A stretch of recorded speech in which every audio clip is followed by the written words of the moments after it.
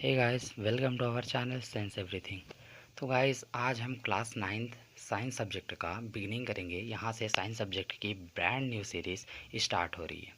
Guys, आज हम chapter 1 लेकर आए हैं, जिसका नाम है जैव विविधता एवं वर्गीकरण, बायोडाइवर्सिटी एंड क्लासिफिकेशन, जिसका आज लेक्चर नंबर 1 है।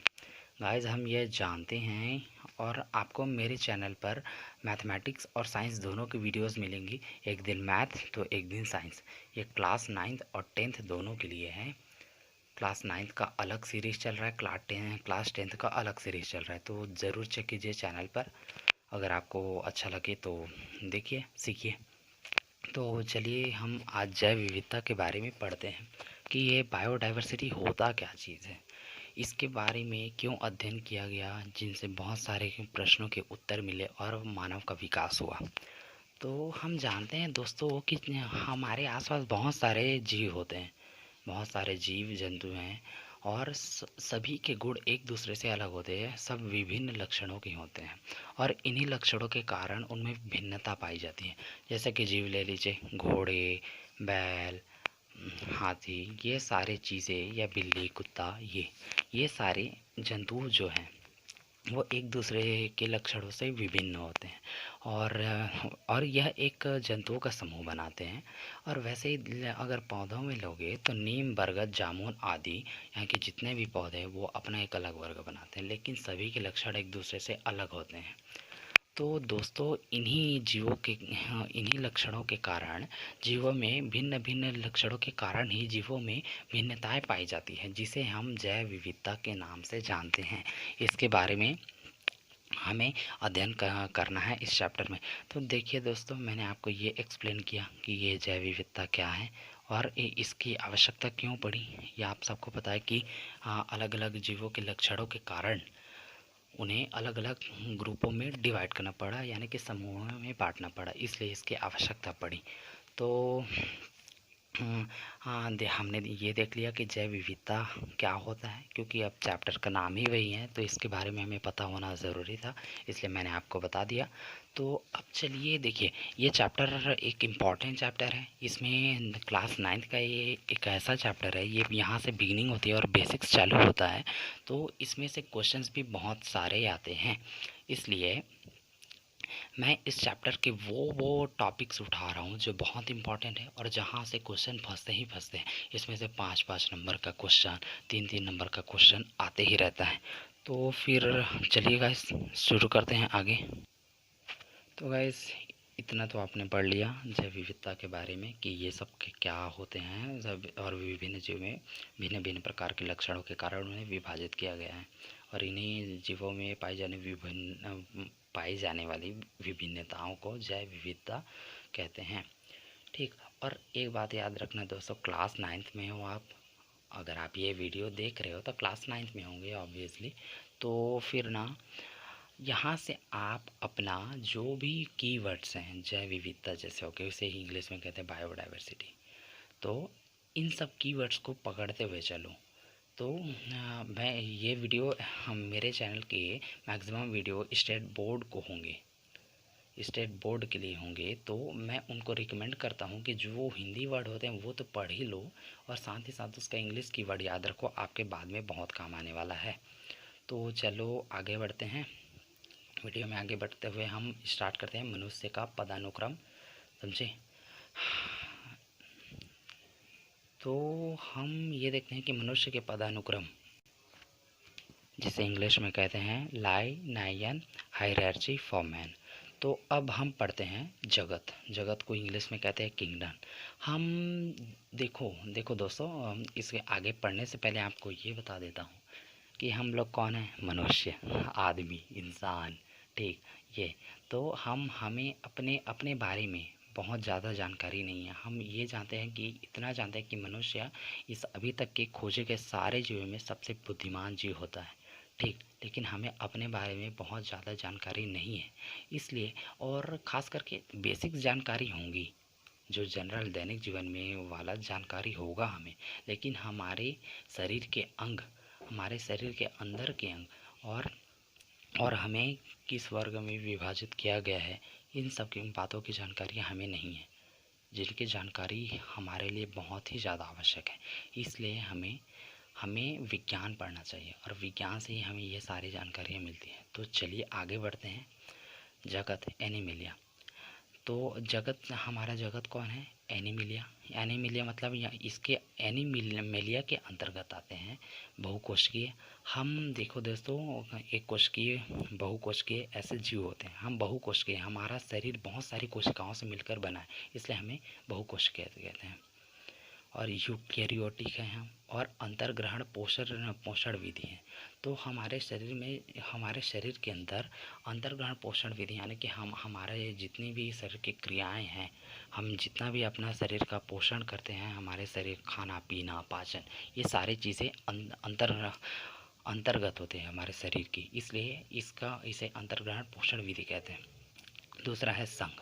संघ से हैं हम कॉर्डेटा, कशेरुक दंड होता है हमारे जो रीढ़ की हड्डी होती है, कशेरुक दंड, और ये जोड़ीदार उपांग पाए जाते हैं। मतलब हमारे शरीर में जोड़ीदार उपांग पाए जाते हैं, जैसे कि देख लिए दोनों हाथ जोड़ीदार है, ये सब ना। तीसरा है वर्ग, क्लास, मेमेलिया। हमारा जो क्लास है, हम जिस वर्ग से आते हैं, उसका नाम है दोस्तों मेमेलिया। शरीर रोएं से ढका होता है। हमारा जो शरीर है उसमें बाल पाए जाते हैं, खास करके लड़कों के शरीर में देखना आपके बाल पाए जाते हैं। पहले पहले ज़माने आदि मानव में सारे जितने भी आदि मानव थे, उनके शरीर पर बहुत सारे बाल पाए जाते थे। आजकल तो कम भी हो गया है यह। तो अब ये सामान्य गुण है दोस्तों, जिनके आधार पर इस मनुष्य को बांटा गया है। मनुष्य का पदानुक्रम दोस्तों, ये मस्त है। ये जो स्टार मैंने बनाया, ये फालतू में नहीं बनाया, ये इसके इम्पोर्टेंस को दर्शाता है कि ये बहुत इम्पोर्टेंट है। और बोर्ड में आपको क्वेश्चन सिंपल उठा कर दे देगा कि मनुष्य के पदानुक्रम के पदों को समझाइए। तो इतना ये 5 नंबर में भी दे सकता है इसके बारे में लिखने के लिए। तो इसे ज़रूर पढ़ के जाइएगा, क्योंकि ये बहुत इम्पोर्टेंट है। तो चलिए आगे बढ़ते हैं। तो अब हम गाइस वीडियो में आगे बढ़ते हुए पढ़ते हैं। ये देखिए, यह है मनुष्य का गण, कि मनुष्य कौन से गण का नाम क्या है, उसके ऑर्डर का नाम। तो हम प्राइमेट्स से आते हैं। प्राइमेट्स हमारे गण का नाम है। अंगूठों की स्थिति हमारी विपरीत होती है। आपने खुद देखा होगा अपने शरीर में अग्र व पश्च पाद में 5-5 उंगलियां होती हैं। हमारे आगे अग्र और पश्च पाद में, यानी कि पैरों में 5-5 उंगलियां होती है। तो चलिए अब पढ़ते हैं। ये रहा कुल हम किस फैमिली से हैं, हम किस फैमिली से हैं। अपने फैमिली का नाम मत बताना, यहाँ पर मनुष्य के फैमिली का नाम है, ओवरऑल चल रहा है।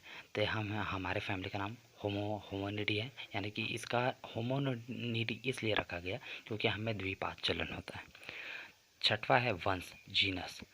अब इस वंश के बारे में पढ़ते हैं कि हम किस वंश से हैं। हम होमो वंश है। होमो वंश का मतलब होता है दोस्तों सुविकसित मनुष्य, यानी हम, अभी मैंने आपको कुछ देर पहले कहा था कि अभी तक जितना भी जीवों का खोज हुआ है उसमें मनुष्य सबसे ज़्यादा बुद्धिमान जीव है।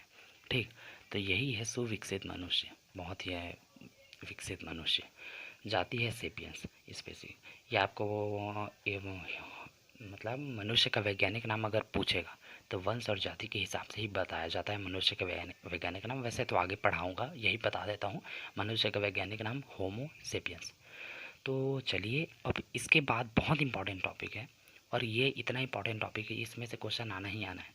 ठीक, मैं अपने एक्सपीरियंस के बेसिस पे बता रहा हूँ कि क्लास 9th में ये क्वेश्चन आता ही आता है। वीटेकर का वर्गीकरण, वीटेकर्स क्लासिफिकेशन। देखो वीटेकर ने इन सभी, मतलब वीटेकर के वर्गीकरण करने के पहले भी जैव विविधता के कारण बहुत सारे वर्गीकरण हुए, लेकिन वो इतने सक्सेसफुल नहीं हुए, सारे फेल हो गए। तो उसके बाद आया वीटेकर का क्लासिफिकेशन, ये बहुत ही अच्छा था। तो देखिए वीटेकर ने कैसे क्लासीफाई किया, कितने भागों में उसे क्लासीफाई किया है। जीवों के विविधता के कारण उन्हें किस ग्रुप में रखा गया है। पहला है जगत मुनेरा, ठीक, जगत मुनेरा। सेकंड है जगत प्रोटिस्टा, जगत प्रोटिस्टा। तीसरा है जगत फंजाई। चौथा है जगत प्लांटी। पांचवा है जगत एनिमिलिया। समझे, ये रहा, ये 5 जगत है।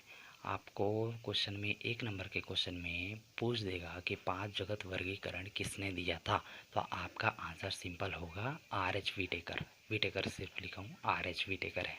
ठीक, अब उसके बाद हम पढ़ते हैं कि व्हिटेकर ने जो वर्गीकरण किया वो किस आधार पे किया था।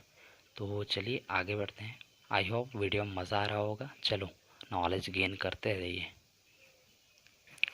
अब हम देखो दोस्तों, आपने ये तो देख लिया कि व्हिटेकर ने वर्गीकरण किया, लेकिन वर्गीकरण करने से पहले भी कुछ आधार होते हैं जिनके हिसाब से जीवों का वर्गीकरण किया होता है। तो यहाँ पर हम पढ़ते हैं व्हिटेकर के मुख्य आधार से। ये भी है मोस्ट इम्पॉर्टेंट, इसे 3 नंबर में दे देगा। आपको अगर पता नहीं रहेगा तो 3 नंबर कहाँ से मिलेगा आपको। तो ये सिंपली आप देखिएगा।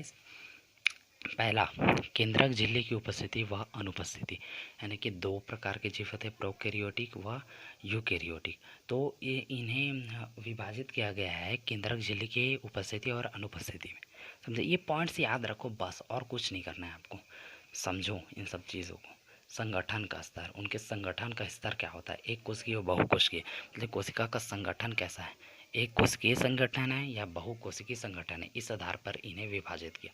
तीसरा, पोषण प्राप्त करने की विधि, अपने शरीर का पोषण करने की विधि, यानी कि वो भोजन कैसे ग्रहण करते हैं। तो कोई स्वपोषी होता है, कोई विषमपोषी होता है। तो अब देख लीजिए, ये तीनों पॉइंट आपके लिए बहुत इंपॉर्टेंट हैं, इन्हें नोट करना हो तो नोट कर लीजिए आप।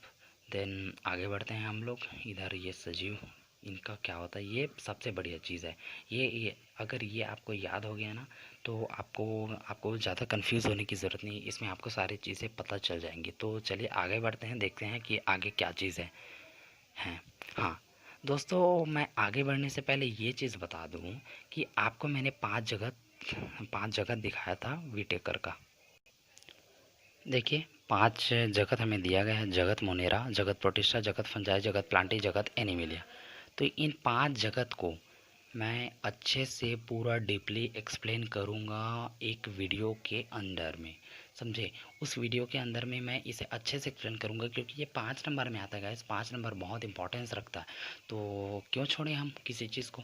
तो सिर्फ तो हम इसे पढ़ेंगे। नेक्स्ट वीडियो मैं इसी के ऊपर बनाऊंगा, ये 5 रहेगा, ये पाँचों के बारे में फुल डिटेल दूंगा। तो चलो इंपॉर्टेंट पॉइंट, जो पॉइंट याद रखोगे नंबर खींचोगे। चलो आगे बढ़ते हैं। वीडियो में आगे बढ़ते हुए हम ये लास्ट चीज़ पढ़ते हैं जो बहुत इंपॉर्टेंट है। गाइस देखिए, मैं आपके लिए अभी वीडियोस को लंबा नहीं बना रहा हूँ, क्योंकि ये बिगिनिंग है। उसके बाद धीरे धीरे मैं वीडियोस लंबे करते जाऊँगा। अभी 15 मिनट 20 मिनट ऐसे वीडियोस डाल रहा हूँ, ताकि आपको भी प्रॉब्लम ना हो। तो अब देखते हैं, चलिए आगे हम, तो चलिए देखते हैं आगे। सजीव कितने प्रकार के होते हैं। सजीव को 2 भागों में विभाजित किया गया है, प्रोकैरियोटिक और यूकैरियोटिक। प्रोकैरियोटिक जीव में विभाजित किया है, यूकैरियोटिक। प्रोकैरियोटिक जीव एक कोशिकीय होते हैं और एक कोशिकीय जीव मोनेरा जगत में आते हैं। जैसे उदाहरण के लिए ले लीजिए जीवाणु या बैक्टीरिया। सेकेंड है यूकैरियोटिक। यूकैरियोटिक जीवों को 2 भागों में विभाजित किया गया है, एक कोशिकीय और बहुकोशिकीय। एक कोशिकीय जीव में प्रोटिस्टा होते हैं और प्रोटिस्टा अमीबा। जैसे एक कोशिकीय जीव प्रोटिस्टा जगत में आते हैं, और जैसे उदाहरण के लिए अमीबा। अब चलिए नेक्स्ट पेज पे चलते हैं। एक कोशिकीय बहुकोशिकीय उसी पेज का है। एक कोशिकीय प्रोटिस्टा और एक कोशिकीय जीव प्रोटिस्टा जगत में आते हैं, और ये अमीबा उदाहरण है इसका। बहुकोशिकीय जीव को 2 भागों में विभाजित किया गया है, कोशिका भित्ति सहित और कोशिका भित्ति रहित। ये रहा, ठीक। अब कोशिका भित्ति सहित को हमने 2 भागों में बांट दिया। प्रकाश संश्लेषण करने में अक्षम, यानी कि जो प्रकाश संश्लेषण नहीं कर सकते, उनमें आते हैं फंजाई। उदाहरण के लिए राइजोपस, यानी कि जो प्रकाश संश्लेषण नहीं कर सकते वो फंजाई जगत में आते हैं, और उसका उदाहरण है राइजोपस। ये नहीं कर सकता प्रकाश संश्लेषण, जबकि ये कोशिका भित्ति सहित होता है। दूसरा है प्रकाश संश्लेषण करने में सक्षम, यानी कि जो प्रकाश संश्लेषण कर लेता है, जैसे कि उदाहरण के लिए हमारा नीम प्रकाश संश्लेषण की क्रिया करता है, और ये प्लांटी जगत में आता है। ये प्लांटी जगत में कोशिका भित्ति रहित, कोशिका भित्ति रहित में आते हैं एनीमिलिया, यानी कि कोशिका भित्ति जिसमें नहीं होता। एनीमिलिया जगत के प्राणी होते हैं मनुष्य। उदाहरण के लिए देख लीजिए मछली और मनुष्य। तो गाइस आज के लिए बस इतना ही, मैं आपको इतना नॉलेज दिया हूँ। और चलिए आगे के वीडियो में मैं आपको बताऊंगा कि 5 जगत वर्गीकरण में क्या क्या चीज़ें इंपॉर्टेंट है, फुल डिटेल में पढ़ाऊंगा आपको, और सारे पॉइंट्स क्लियर करूंगा कि क्या चीज़ होते हैं, और आपके एग्ज़ाम में कोई भी क्वेश्चंस ना फंसे, ऐसी मेरी कोशिश रहेगी। तो गाइस अगर अगर आप और अच्छे वीडियोस चाहते हो तो हाँ, हमेशा पढ़ाई करते रहो और अच्छे वीडियोस मैं लाता रहूँगा। आप पढ़ाई करते रहो और सीखते रहो, सीखो, एंजॉय करो और उसे यूज़ करने की कोशिश करो, नॉलेज शेयर करो। और चलिए, till then take care, bye bye, पढ़ाई करते रहिए, ऑल द वेरी बेस्ट।